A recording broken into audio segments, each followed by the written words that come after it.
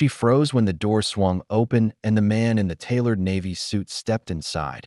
His presence, so commanding the entire classroom fell silent.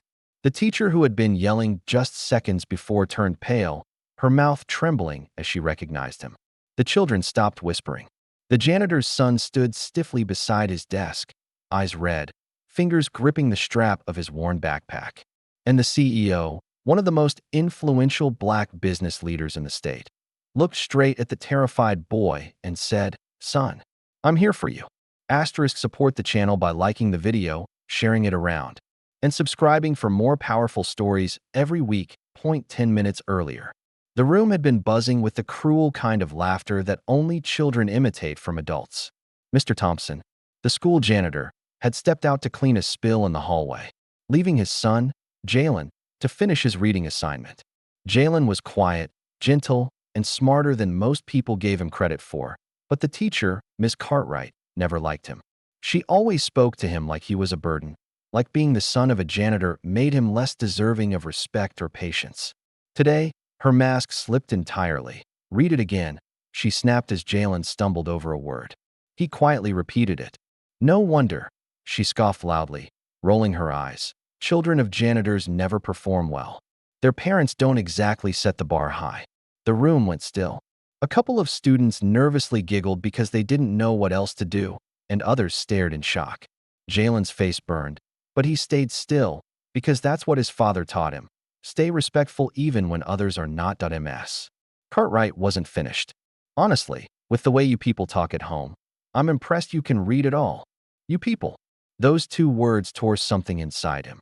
Unbeknownst to her, the classroom door was slightly cracked open, and Mr. Thompson had returned early, hearing everything. He froze, his eyes filling, his hands trembling around his mop handle. He had spent 20 years keeping this school spotless, always humble, never complaining, always greeting the teachers who barely acknowledged him. He raised Jalen alone, taught him kindness, respect, and dignity.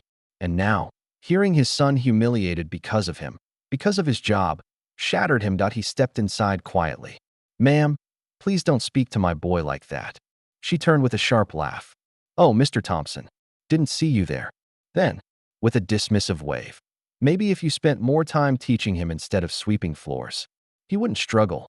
The cruelty in her tone stunned even her own students. Before he could respond, little Ava, one of Jalen's friends, squeezed his hand and whispered, "I think you read really good." But the damage had already been done. Jalen blinked back tears. Mr. Thompson swallowed hard. He wanted to defend his son, but years of being talked down to had trained him to stay silent.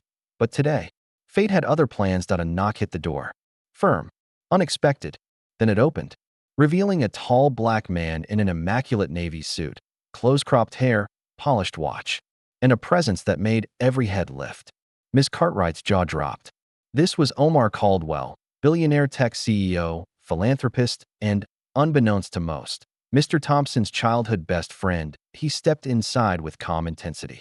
"I came as soon as I got your message," he said, placing a hand on Mr. Thompson's shoulder. "What happened?" The teacher stuttered before Mr. Thompson could answer. "Mr. Caldwell, what a surprise. We weren't expecting." He cut her off with a single raised hand. "I heard everything." Her face drained of all color. Omar knelt beside Jalen, who stared at him with wide, overwhelmed eyes. "Your father and I grew up together. We promised each other we'd lift one another up. He kept his promise. He raised a strong, respectful boy. And I'm here to make sure you're treated the way you deserve." He stood, turning to the teacher. "You humiliated a child for his father's job? You insulted a hard-working man who keeps this school running? You demeaned a black family in front of a room full of impressionable children." Miss Cartwright stumbled back. I didn't mean." "Yes," he said quietly, "you did." The principal rushed in, breathless and sweating. "Mr. Caldwell, so sorry. If we'd known you were coming, you would have hidden the problem," Omar replied coldly. The room was dead silent. Mr. Thompson deserves respect. His son deserves dignity. And this school will address this, today. The principal nodded rapidly. "Of course. Immediate action. We'll begin an investigation." "No," Omar said. "You'll implement training, apologize to this family, and ensure this never happens again." Then, he did something that made every Student gasped. He removed his CEO badge from his pocket, an access card to his corporate headquarters, and pressed it into Jalen's hand. This is symbolic, he said softly. It means you can be anything. Your father's job doesn't define your ceiling. Your character does. And I see greatness in you. Tears streamed down Mr. Thompson's face. For years he had tried to show his son that dignity wasn't tied to wealth or titles, but hearing it from someone powerful, someone who looked like them, someone who had made it hit deeper than a mass.